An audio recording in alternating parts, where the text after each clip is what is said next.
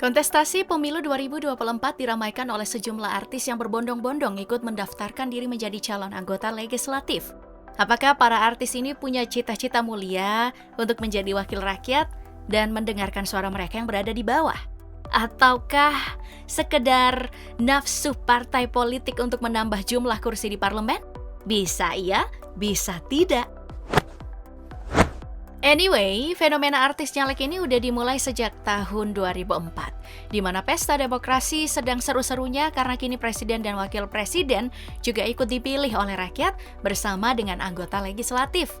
Momen inilah yang dimanfaatkan sebaik mungkin oleh para selebriti karena adanya peluang untuk mendapatkan kursi anggota DPR yang melimpah ruah. Di sisi lain, mereka udah punya modal nama dan popularitas yang menjadi nilai plus di mata masyarakat pemilih. Tentu, hal ini semacam simbiosis mutualisme, baik sang artis maupun partai politik pengusung. Nah, yang namanya untung pasti juga akan mengalami kerugian. Tak sedikit artis yang gagal menduduki kursi impian di Senayan.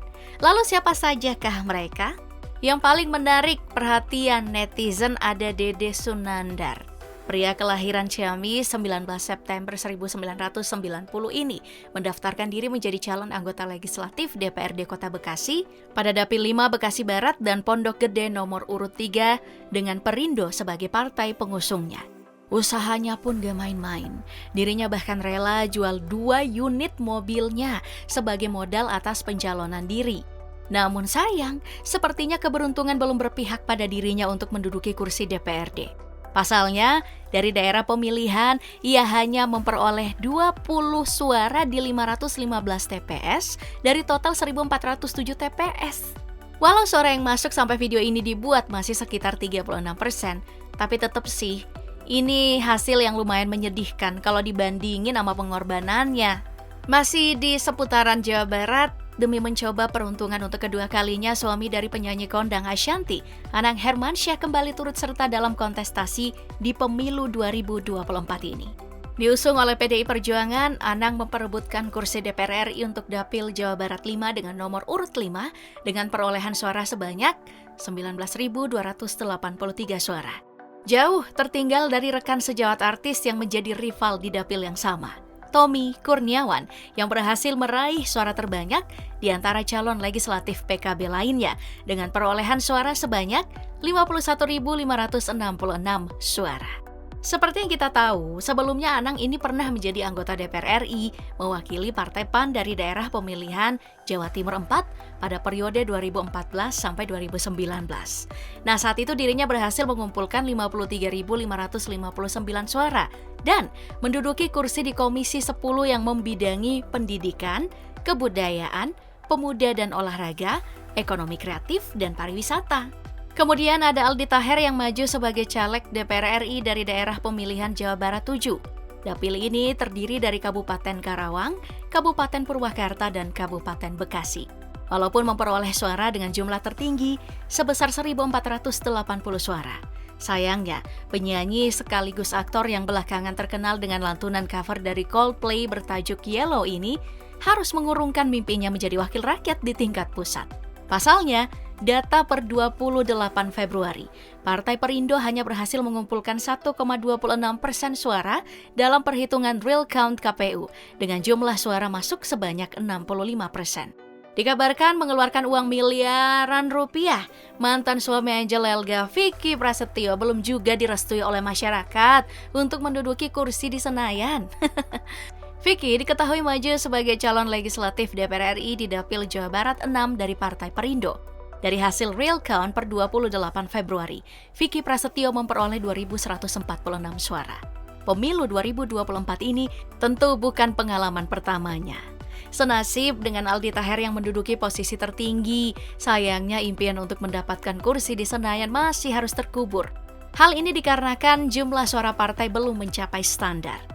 Sebelumnya, Vicky juga pernah maju sebagai caleg DPRD Jawa Barat Dapil 4. Saat itu Vicky Prasetyo mengaku tak akan jerah untuk mencalonkan diri kembali sebagai anggota legislatif meski dalam pemilihan lalu dirinya gagal meraih suara terbanyak.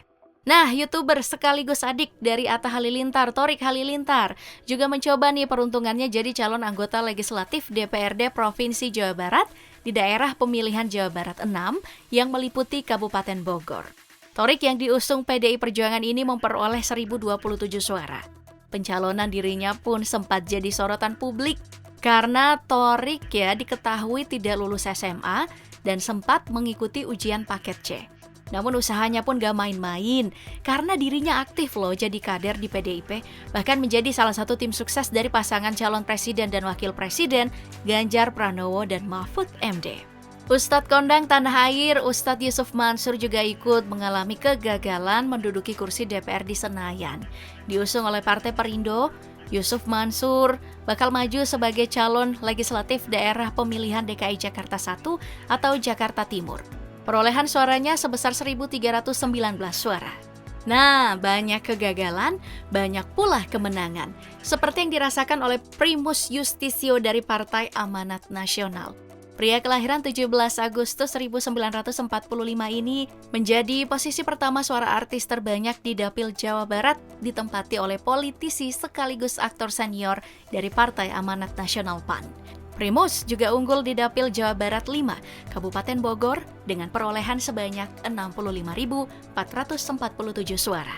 Dede Yusuf Macan Effendi berada di posisi pertama dengan suara artis terbanyak di Dapil Jawa Barat 2, berasal dari Partai Demokrat. Rasanya wajar jika dirinya memperoleh 113.616 suara. Pasalnya, rekam jejaknya sebagai mantan wakil gubernur Jawa Barat mendampingi Ahmad Heriawan sejak 13 Juni 2008 hingga 13 Juni 2013. Tak hanya itu, dirinya juga pernah menjadi salah satu anggota DPR dari Partai Amanat Nasional periode 2004 sampai 2009. Politisi petahana Mulan Jamilan kembali unjuk gigi menjadi calon anggota legislatif pada daerah pemilihan Jabar 11 yang meliputi Kabupaten Garut, Kabupaten Tasikmalaya, dan Kota Tasikmalaya.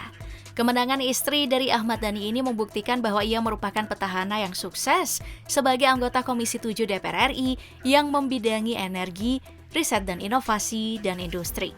Politisi Partai Gerindra ini telah memperoleh suara sebanyak 45.695. Pelawak Sunarji atau akrab dengan nama panggung Narji juga maju sebagai calon legislatif DPR Dapil Jateng 10 yang meliputi daerah Kabupaten Batang, Kabupaten Pekalongan, Kabupaten Pemalang, dan Kota Pekalongan. Diusung oleh PKS, dirinya berhasil menduduki posisi kedua dengan perolehan sebesar 11.220 suara. Suara sebanyak itu berhasil ia rebut bukan tanpa alasan. Sebelumnya, ia pernah bergabung dengan Partai Amanat Nasional atau PAN pada 2018 lalu. Lalu pada Desember 2021 kemarin, Narji memutuskan berpindah haluan dan bergabung dengan Partai Keadilan Sejahtera.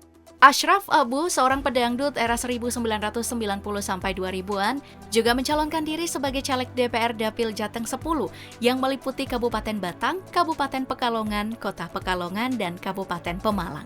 Ashraf Abu diusung oleh Partai Golkar berhasil meraup 126.126 suara.